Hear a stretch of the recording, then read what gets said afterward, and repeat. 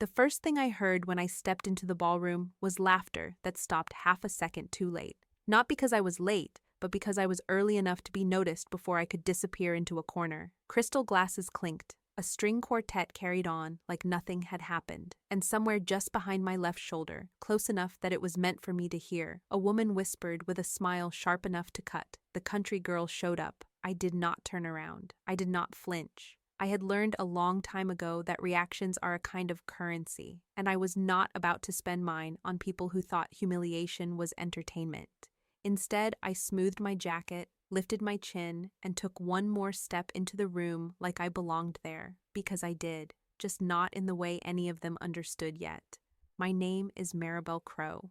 Most of the people in that room knew me only as my brother's older sister, the one from the small town, the one with the unfashionable accent that softened certain vowels, the one whose life they assumed had stalled somewhere between a dirt road and a forgotten past. To them, I was context, not a person. A footnote to the man of the hour, my younger brother Elias, standing near the center of the room in a tailored suit that probably cost more than my first car. The venue was obscene in its beauty, marble floors polished to a mirror shine, chandeliers dripping light like liquid gold, tall windows framing the city skyline as if it had been curated just for this night. Everything about the place said money, taste, and power. Everything about it was meant to make someone like me feel small, and it almost worked. The bride's family had arrived early, of course. They moved through the space like owners, not guests. Her mother evaluated people with a slow, clinical smile. Her father spoke loudly about business and connections, making sure his voice carried. Their friends clustered in silk and linen, sipping champagne they did not pay for, congratulating one another on the inevitable merging of two respectable futures. I caught fragments of conversation as I passed. Such a good match. He is lucky. She elevated him. No one mentioned me by name. I was pointed out instead. A glance, a tilt of the head, a murmur, followed by laughter politely disguised as coughing. I had expected this. I would have been more surprised if they had welcomed me warmly. People like them need contrast. They need someone to look down on so the view from the top feels earned. What they did not know, what not a single one of them suspected, was that I had walked through this lobby hundreds of times before any of them ever set foot in it. I knew the pattern in the marble because I had chosen it. I knew the lighting was slightly warmer near the bar because I had argued for it during renovations. I knew which staff members had been promoted recently and which ones were nervous tonight because they recognized me. But none of that mattered yet. What mattered was my brother. Elias saw me from across the room and froze for just a moment. His smile tightened before he recovered. He crossed the space toward me, stopping short, like he was unsure whether hugging me would cost him something. That hesitation hurt more than the whisper had. I had raised him when our parents could not. I had left opportunities behind so he could chase his. I had built my life quietly so his could look effortless. And tonight, standing under chandeliers that bore my fingerprints in ways no one could see, I understood something with painful clarity. I was not just unwanted here. I was inconvenient. So I smiled, soft, polite, easy to underestimate, because this was only the beginning. Humiliation, I learned that night, does not arrive all at once. It comes in layers, dressed up as politeness, poured slowly like champagne so you barely notice how much you have swallowed until you are dizzy from it. It started with where they put me, not at a table near my brother, not even somewhere neutral. I was seated at the far edge of the ballroom with people who did not know my name and had no interest in learning it. A distant cousin of the bride, a co-worker's spouse, a woman who kept asking me how long I planned to stay in the city, her tone already assuming the answer was not long. I glanced toward the head table and saw an empty chair beside Elias that I knew had been there an hour earlier. Someone had decided I did not belong close enough to be visible. I told myself it did not matter. I told myself I had not come for recognition. Then the comments began. They were subtle at first, wrapped in smiles and tilted heads. How brave of you to come. It must be such a change from where you live. You must feel so out of place here. Each sentence landed lightly enough to deny intent, heavy enough to bruise. When I excused myself to find the restroom, the bride's mother intercepted me near the bar with a hand on my arm that felt more like a grip than a greeting. "You must be so proud," she said, looking me up and down as if checking for stains. "Elias has really risen above his beginnings." Her eyes flicked meaningfully toward me. I smiled because that was what I had learned to do when someone wanted me smaller. I nodded, lowered my gaze, and thanked her for including me. She seemed pleased by that.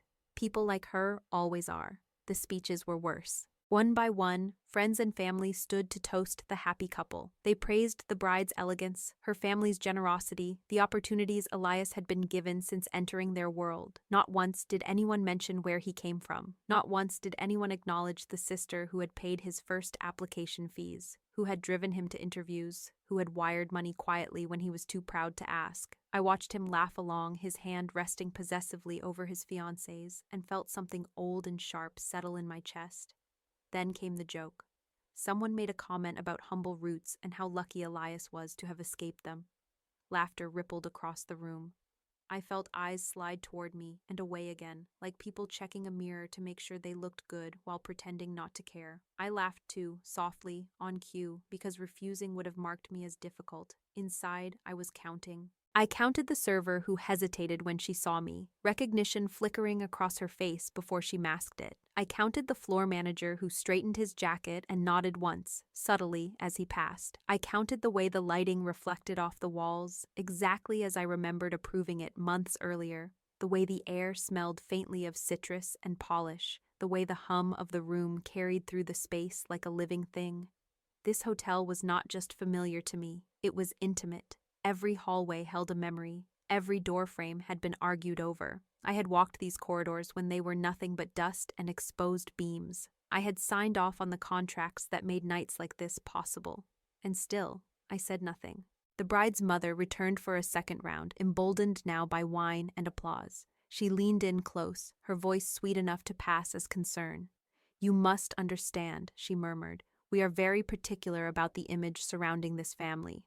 I hope you will not take that personally." I met her eyes and smiled again. What she did not know was that long before this engagement, long before the seating charts and speeches, papers had been signed, decisions had been finalized. Names were already inked into places no apology could erase. The walls around us were standing on agreements older than her assumptions. But silence has weight when you let it sit long enough. It presses back. It makes people careless. So I stayed quiet, I drank my water, I listened, and I waited, letting them believe the story they had written for me, because the longer they enjoyed it, the harder the ending would land. I noticed the change in my brother before anyone said my name out loud again. It was in the way he stopped looking for me in the room, the way his eyes skimmed past me like I was part of the decor. Elias had always been expressive, unable to hide what he felt, even when he tried. That night, he learned how. He learned how to smile without warmth, how to nod without listening, how to stand beside people who praised him for things they had not built and thank them like they had saved his life. I watched him accept compliments that erased me. Every time someone mentioned how fortunate he was to be welcomed into such a powerful family, he agreed. He said things like, "I would not be here without them," and "they showed me what was possible." He said it loudly, confidently, like repetition might make it truer. Each word landed like a small betrayal, not dramatic enough to call out, not quiet enough to ignore. I remembered the nights he slept on my couch because he could not afford rent. I remembered the calls at midnight when he was ready to quit, and I talked him through another week. None of that fit into the story he was telling now. He did not come to my table once, not even to ask if I was enjoying myself, not even to check if I needed anything. When I finally stood and crossed the room to congratulate him properly, he stiffened like someone bracing for embarrassment. His fiancée stayed glued to his side, her hand tightening around his arm, as if she was afraid I might pull him back into something she could not control. "Thank you for coming," he said, too formally, already glancing past me. I told him I was proud of him.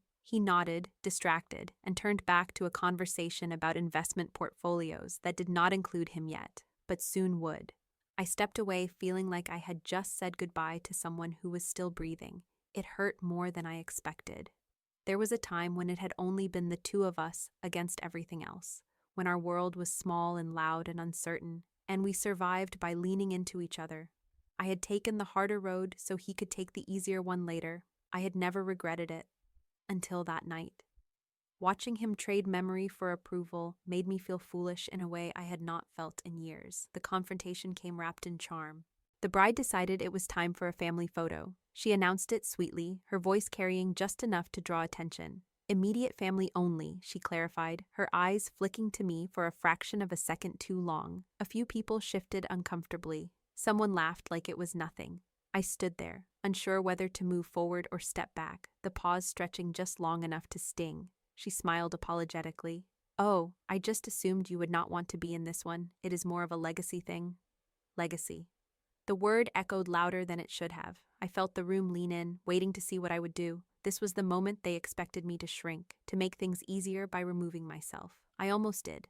My legs actually shifted backward before I stopped them. Leaving would have spared me the embarrassment. Leaving would have given them the ending they wanted. Instead, I stayed where I was. "I do not mind," I said calmly. "I am family too." There it was, the flicker of irritation in her eyes, the quick glance toward her mother. Elias hesitated, caught between habit and comfort, then chose comfort. He did not correct her. He did not insist. He let the photographer gesture me aside like an afterthought. That was the moment something settled inside me. Patience is not passive, it is expensive. Every second I stayed silent, every smile I forced, cost me something real. My throat burned, my chest felt tight, but I paid the price willingly because I understood what they did not. Striking back too early would have robbed this night of its weight. So I stepped aside, I folded my hands, I became small in all the ways they needed me to be. And while the camera flashed and immortalized a version of my brother that no longer included me, I promised myself I would not chase him. I would let him walk where he thought power lived. Some lessons required distance. The pressure built until it felt unbearable. I held it anyway. Once you stop waiting for kindness, you start noticing truth. It began with small things most people would miss.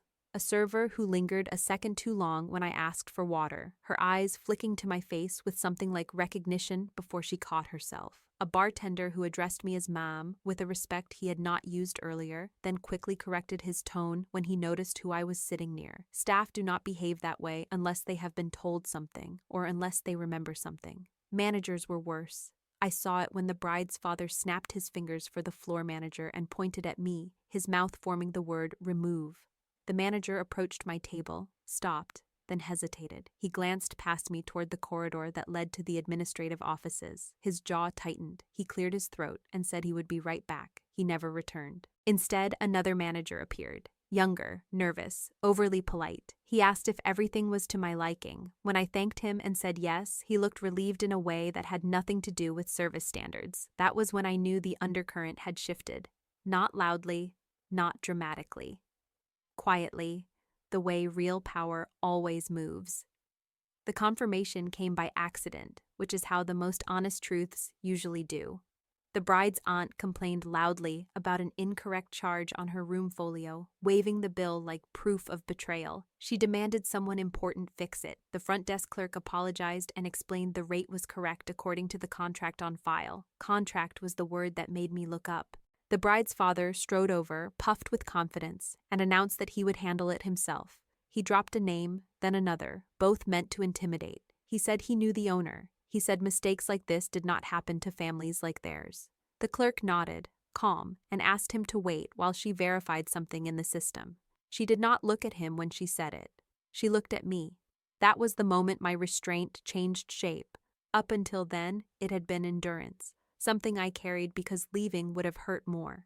Standing there, watching a man boast about influence he did not possess, something inside me settled into place. This was no longer about surviving the night. This was about ending it properly. Tonight, I decided. Not tomorrow, when apologies could be drafted and stories softened. Not later, when memory might blur the edges. Tonight, while witnesses were still holding champagne glasses and assumptions. Tonight, while arrogance was still loud enough to trip over itself. I did not act immediately. Power reveals itself best when given room.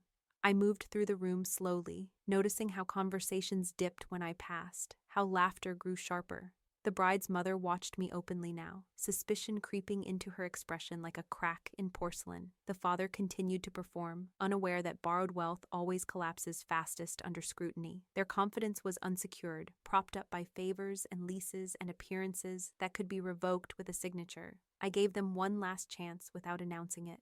The bride took the microphone again, flushed with wine and approval. She thanked her parents for making everything possible, thanked their friends for their support, thanked my brother for choosing her world.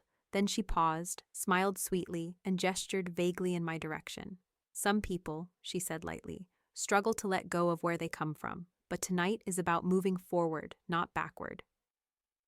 Laughter followed. Not everyone joined in, but enough did. I felt the insult land cleanly, without disguise. It was public. It was deliberate. It was meant to remind me that silence had been mistaken for submission. I nodded once, as if accepting the truth of it. That nod was my last gift to them. Across the room, the floor manager met my eyes. Just briefly. Just enough. He gave the smallest possible shake of his head, a warning disguised as courtesy. I smiled back, calm and grateful. He exhaled, like someone who had been waiting for permission. The air in the ballroom felt tighter now, charged with something the guests could not name. They sensed a shift, but did not understand it. People rarely do until it is too late. My brother stood beside his fiancée, laughing a beat too loudly, unaware that the ground under his feet was no longer solid. I walked toward the center of the room, my steps measured, my expression unreadable. Conversations stuttered and stopped as I passed. The chandeliers above us glowed warmly, indifferent witnesses to what was about to end. They thought the story was still theirs to tell. They were wrong. I did not raise my voice. I did not ask for attention. I waited until the laughter thinned and the last toast dissolved into polite applause. Then I stepped forward just enough that the microphone caught my breath before my words. The room leaned toward me without realizing it was doing so. I own the hotel. For a moment, nothing happened. Silence spread outward like a held breath, heavy and confused. The bride's smile froze, uncertain whether this was a joke she had not been invited to laugh at yet. Her father's brow furrowed, as if he were translating a foreign language. My brother stared at me, open-mouthed, searching my face for the sister he thought he knew. Then the room fractured. Someone laughed too loudly. Someone else said, "That's not funny." The floor manager stepped forward before anyone could recover and asked if I would like to move this conversation somewhere quieter. I shook my head. Quiet was no longer necessary. 2 staff members appeared beside him, tablets already in hand. The front desk phones began ringing all at once. Contracts came out first, as they always do. Calm hands placed folders on a nearby table, pages marked and highlighted. The bride's father demanded explanations, names, numbers. He was given all 3. His voice rose as the answers did not bend. He tried to call someone important. The call went unanswered. He tried another. That one rang and rang while his daughter watched her future fold in on itself.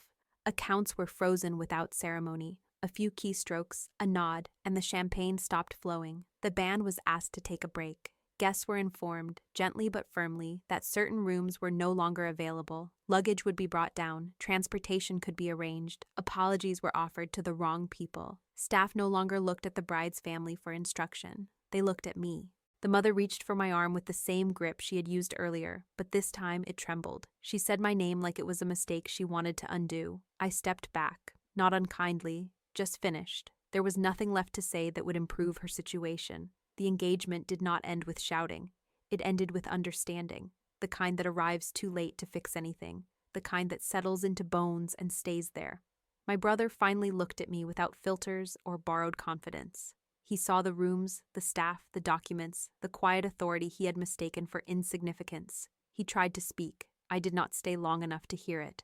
I walked through the ballroom toward the exit, my heels steady against the marble I had chosen myself. Behind me, voices overlapped, accusations flew, alliances dissolved. People who had laughed earlier now avoided eye contact, desperate to distance themselves from the spectacle. The chandeliers continued to glow, unchanged, as if to remind everyone that buildings outlast egos. Outside, the night air felt cool and clean. The city hummed, indifferent to the collapse it had just hosted. I did not feel victorious. I felt complete. There is a difference. Victory seeks witnesses. Completion does not. I did not look back. Later, alone, I thought about how easily people confuse silence with weakness, how quickly they mock what they do not understand. Betrayal always underestimates memory. It forgets that people who build quietly tend to document everything. Arrogance always ignores paper trails, assuming confidence can substitute for ownership. It cannot. I did not destroy them out of anger. I ended the story because it was finished. There was no sequel hidden in the wreckage, no redemption arc waiting to be unlocked, just consequences meeting assumptions in a room full of mirrors. This story ends here, but the pattern does not. There will always be another gathering, another whisper meant to shrink someone who chose patience over performance. Somewhere, another reckoning is already waiting, calm and prepared, holding its truth until the moment it needs to be spoken.